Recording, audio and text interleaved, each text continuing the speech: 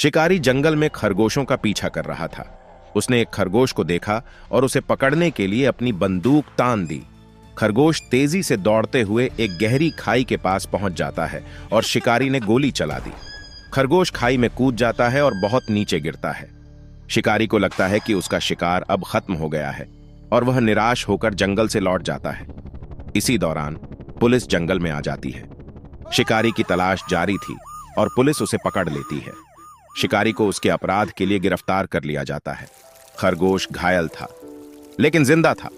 कुछ देर बाद पास ही हिरण का झुंड था। उनमें से एक नन्हा हिरण दौड़ते हुए खरगोश के पास आता है।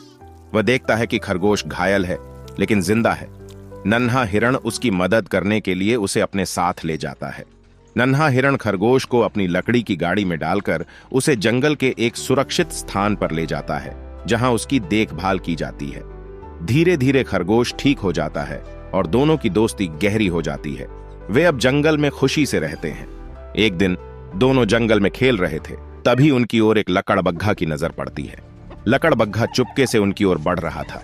नन्हा हिरण और खरगोश डर कर पास के एक बड़े पत्थर के पीछे छिप जाते हैं।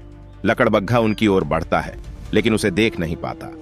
तभी नन्हा हिरण और खरगोश एक योजना बनाते हैं। वे पास के एक ढलान पर एक बड़ा पत्थर देखते हैं। दोनों मिलकर उस पत्थर को ढलान से लुढ़काने का फैसला करते हैं।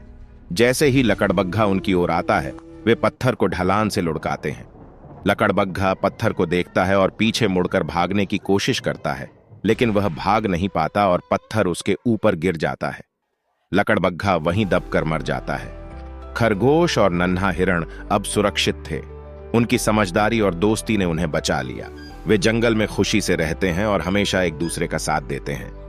सच्ची दोस्ती और समझदारी से हम किसी भी मुश्किल का सामना कर सकते हैं। ऐसी ही प्यारी कहानियों के लिए लाइक, शेयर और सब्सक्राइब करें।